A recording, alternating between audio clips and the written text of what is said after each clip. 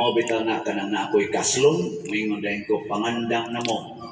Kay naghiusa man mo, ni-declare man mong maghiusa, bungkagon gyud mo siyawa. Tagaan gyud mo daghan kay pagsulay hangtod mabungkag mo kay kontra ginasyawa ang unity. Unya kay si Bongbong Marcos o si Sara pag-eleksyon, ni-declare man nga unit team ta, unit team.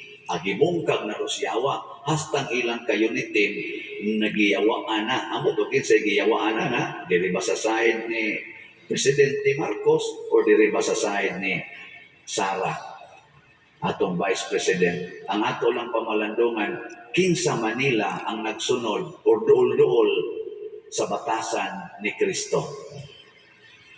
Kinsa Manila ang duol-duol sa kinabuhi sa mga santos, labi na gyud sa mga martyrs. Ang persecutor mao ginay duol sa kinabuhi sa yawa. Ang persecuted duol na ni Kristo.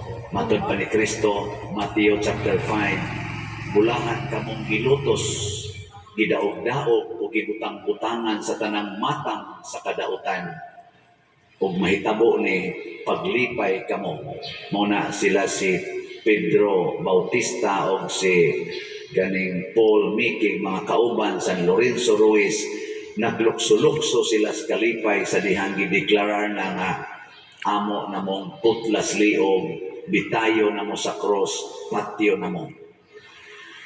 Nilingay mong tupad.